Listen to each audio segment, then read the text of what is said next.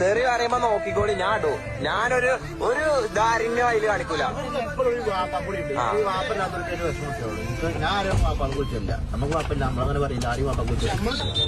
ഇതൊന്നല്ല, ഇതിന്റെ അപ്പുറം കേൾക്കുമ്പോൾ തന്നെ അറപ്പ് തോന്നുന്ന വാക്കുകൾ ചീത്ത വിളിക്കുന്ന അതൊരു സാധാരണയായിട്ട് മാറിക്കൊണ്ടിരിക്കുകയാണ്. അത് പറഞ്ഞ് വിളിച്ച് അത് നാവിൽ തയമ്പായിട്ട് മാറുകയാണ്. എന്ത് കാര്യം പറയുമ്പോൾ ചീത്ത വിളിക്കുക. ഇതിന്റെ അപ്പുറം വിളിച്ചുകൊണ്ടിരിക്കുന്ന ഒരു തലമുറ നമ്മൾ ഇന്ന് കണ്ടുകൊണ്ടിരിക്കുകയാണ്.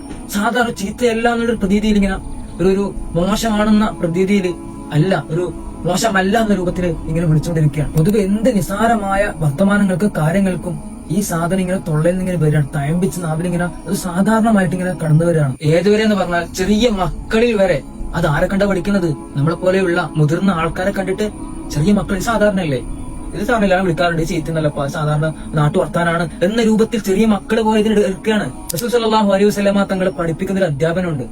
ആരെങ്കിലും ചീത്ത വിളിച്ചാൽ, ഉപ്പാക്ക് വിളിച്ചാൽ ശത്തമ്മ എന്ന് പറഞ്ഞിട്ടുണ്ട്. സബമൻ സബ്ബ ശത്തമ്മ, ആരൊക്കെ ചീത്ത വിളിച്ചാൽ, കുറ്റം പറഞ്ഞാൽ, അതായത് ഇപ്പോൾ ഞാൻ നിങ്ങളെ ഒരു ചീത്ത വിളിച്ചാൽ, നിങ്ങൾ വാപ്പാനെ വിളിച്ചാൽ അത് സ്വന്തം വാപ്പാക്ക് വിളിക്കുന്നത് പോലെയാണ് മനസ്സിലാക്കേണ്ട ഒരു കാര്യമല്ലേ.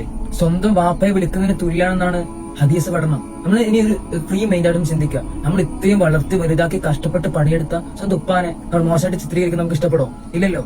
ഏറ്റവും വലിയ കാര്യഗൗരവം അല്ലെങ്കിൽ തമാശ തോന്നുന്നത് അറിയോ? ഇതൊക്കെ പഠിപ്പിച്ചു കൊടുക്കേണ്ട മുതിർന്നവർ കാരണവന്മാരാണ്.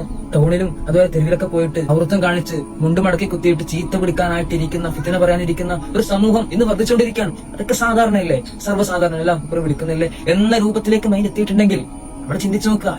ഇസ്ലാമിന്റെ സുന്ദരമായൊരു റൂട്ട് നോക്കി ആരെങ്കിലും വേദനിപ്പിക്കല്ലേ, ആരെ ബുദ്ധിമുട്ടിക്കല്ലേ, സ്വന്തം വാപ്പാനെ വിളിക്കല്ലേ, മറ്റുള്ളവനെ ബുദ്ധിമുട്ടിക്കല്ലേ എന്ന ഒരു അധ്യാപനം. അതൊരു ഇസ്ലാം ദീൻ എന്ന് പറയുന്ന ഒരു സുന്ദരമായ മതമാണ്. പഠിച്ചു നമുക്ക് മനസ്സിലാക്കാൻ വേണ്ടിയിട്ട് തൗഫീഖ് ചെയ്യട്ടെ. അസ്സലാമു അലൈക്കും വറഹ്മത്തുള്ളാഹി.